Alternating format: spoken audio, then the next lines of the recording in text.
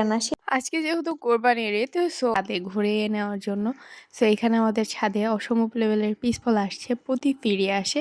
So যদি আপনারা খেতে চান কমেন্টে অবশ্যই জানাবেন। হাই এভরিওয়ান, আজকে আমরা রান্না করব খিচুড়ি একদম ঘরোয়া পদ্ধতি ও সহজ স্টাইলে। সবাইকে জানাই ঈদ মোবারক। এখানে পরিমাণ মতো তেল দিয়ে আমার আম্মু তেজপাতা এলাচ দিয়ে নিয়েছে, তারপর পেঁয়াজ আর মরিচ দিয়ে ভালো করে এগুলাকে ব্রেস্তার মতো ভেজে নেবে হালকা করে। যদিও আমি অতটা রান্না পারি না, তাও আপনাদের বুঝিয়ে বলার ট্রাই করব।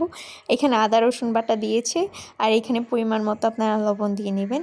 আর আজকে যেহেতু কোরবানির ঈদ, সো আজকে আমাদের বাসায় অনেক মেহমান আসবে, তাই আমার আম্মু আজকে রান্না করছে অনেকগুলা।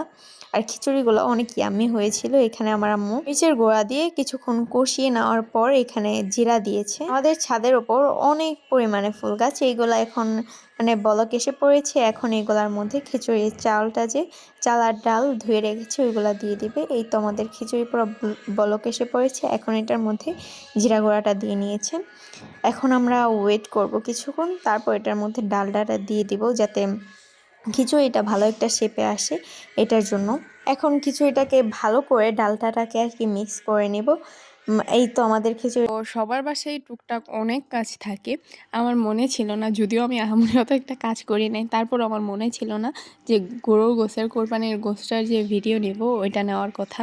তো শেষমেশ আমার আম্মু ফাইনাল ভিডিওটা নিয়েছে। একদম খাবার খাওয়া শেষ করে আপনাদেরকে নিয়ে যাব আমি আমার ছাবেন, আপনাদের বাসায় পার্সেল পাঠিয়ে দিব। এখনও পিসফল খোলা, যদিও পরিপক্ক হয়নি।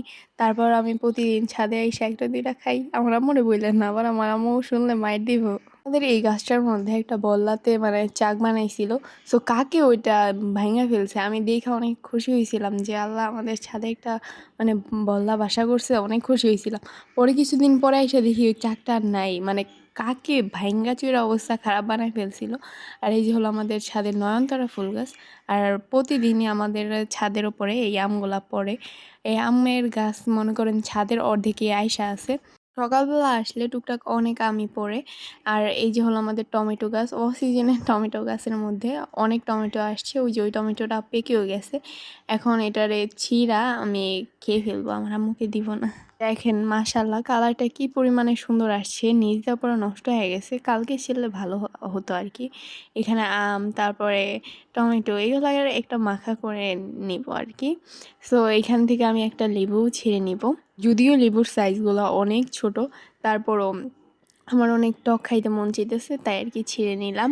দেখেন আমাদের এলাচি লেবুগুলা দেখতে যতটা পরিমাণে ছোট মনে হয়, এটার রস কিন্তু অসম্ভব লেভেলের।